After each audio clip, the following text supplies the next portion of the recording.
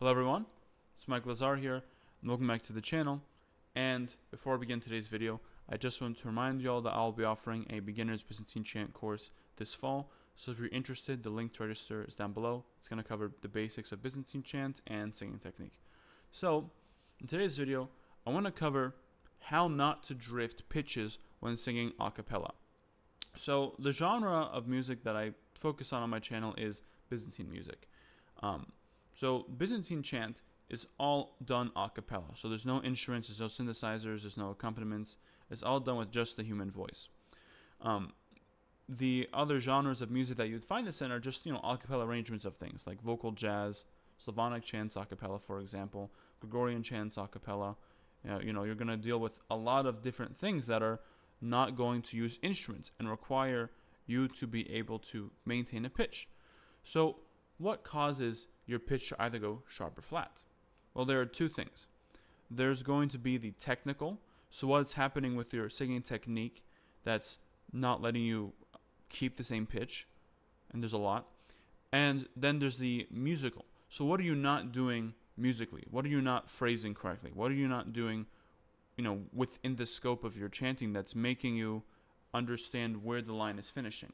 So we're going to talk about both of these aspects because they both are critical to understanding, and honestly they work together to understanding why you're drifting pitches. So let's talk about the technical or the theoretical. So there are two ways you can drift pitches. Of course, you can either go sharp or go flat. Let's start with the most common one, which is going flat. So going flat is a response to two things. It is not having enough air support, and it's about not approaching the notes correctly. So the first things first is you need to learn how to breathe. If you haven't watched my video on breathing for singing, I'll put that in the description. But when you breathe for singing, none of the breath should come from the chest expansion or intercostal expansion. It should all come from the diaphragm expansion. So if you breathe, it should feel like nothing up here is moving, it's all relaxed, and it's just, I don't know if I can show you that well, but everything down here is what's expanding. This is going to actually also lower your center of gravity, and it's going to help build a stronger foundation towards the bottom of your breath and the lower part of your breath. This way, when you do breathe, it doesn't feel like you're gonna lose that support and you're gonna topple over. It's a lot of physical things that happen in singing. You actually feel a lot more grounded. So of course, then developing a stable sound with that breath of air is important. So if you're not breathing correctly, that's automatically going to contribute to your pitch instability. The next thing, beyond the breath, is how are you approaching the notes? So most people have this notion that when you sing, you should just be aiming to hit the notes directly. And this is a problem. If you're playing basketball, you don't aim for the rim of the hoop. You aim for above the hoop. So as a result then, let's say I'm going to sing this phrase like, "Oh Lord my God." You hear how I fell flat on every single note? It's because on every single note, I never went above the pitch to hit it. I always just looked at the pitch to hit it. So if you look to aim slightly above the pitch, meaning that if I'm going to sing this note, I'm actually preparing to sing this note. So I end up getting this. Da da da da da da da.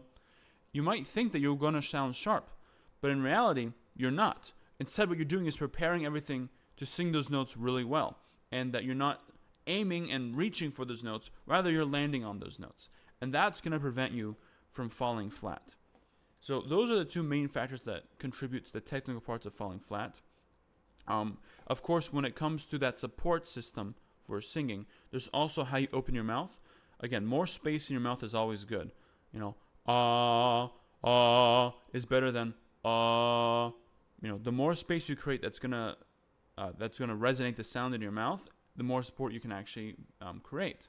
So again, more space in your mouth is also good. So these are all fundamentals in singing technique. If you don't have your breathing down, your vocal stability down, the way you open your mouth down, if you don't have those down, and you also don't have the way you approach notes down, of course, you're going to keep falling flat. So those are the most important technical aspects for pitch. Then you have going sharp. Going sharp, technically, is quite hard to do because that means that you're over supporting almost sometimes. But going sharp is the culprit of pushing. So when you have a lot of vocal tension, tension in your neck and your vocal cords and your shoulders, like sing like this, the chances of you going sharp are quite high. That's because when you're pushing, you overshoot the notes. So, if you're finding that you're landing really sharp, most often it's not throughout the piece, but it's sections of the piece or sections of the piece where you get really tense that cause you to go sharp. So how do you work on that? Well, work on breathing relaxed and singing relaxed. So when you get to high notes, you can sing fully without feeling you're pushing or creating any tension. Oftentimes, it's about relaxing the back of the throat. Like, imagine you're yawning. Not a huge yawn, just a small one. That's a very relaxed opening. No tension in the vocal cords, no tension in the neck, no tension in the shoulders. Especially when you're in high notes. The less tension you have, the easier it is to sing them, and the less likely you are to go sharp, and of course, the less likely you are to injure yourself. So tension issues are going to cause, and of course, pushing is going to cause the sharpness. So those are the technical issues that cause flatness and sharpness in the pitch drifting. So let's talk then about the musical issues that cause pitch drifting. So the musical issues are going to be your interpretation. How well do you hear the line? How sensitive are you to each note? The general rule of thumb is that each note should be treated with care and seen as part of the line. If you look at a note and you see a section of notes and you skip and just kind of focus on getting to the end, that's not creating music. That's called kidding the notes. Or there's another, non-PG word I'm not going to use. But, if you're lying about the notes you're singing and you skip half the notes, if you're bullcrapping them, then it's not going to come out right. You're going to sing half the notes wrong. And you're not going to give any of them sensitivity or care. Especially in music where you're singing and you have words that require a lot of, energy and require a lot of delicacy when you're interpreting them. If you're not taking the time to give them consideration, you're going to drift pitch. So what do I mean by this? Let's say you have this line, the same line. Oh Lord my God. If you look at that line and kind of just focus on getting to the end of it, Lord my God, you ignore all the notes in between and just work on getting to the end, the beginning and the end will be fine. But the middle is where you'll start to struggle and where you'll find that pitches start to drift. Each note you sing has to be with such care and delicacy. How can you do this? Start by practicing really slow. And also start by hearing the note in your head before you sing it. Those two things will allow you to anticipate what you're singing and give each note the care that it needs. So, let's take that same phrase and take it slowly. Every note I sing, I'm going to hear the next note. So try it like this. Oh Lord my God. In my head, I'm hearing the notes before I sing them. Now you can do a lot of other things then. Because you're hearing each note in your head, then you can anticipate also how do you want to phrase it, what ornaments, what dynamics you want to put to it.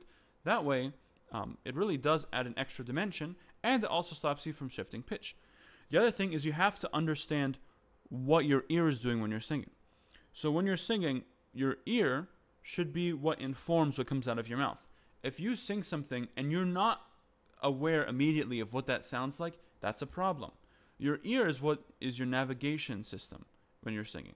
When you're listening, when you're singing, and you're getting that feedback, you should then use that feedback to adjust your pitches.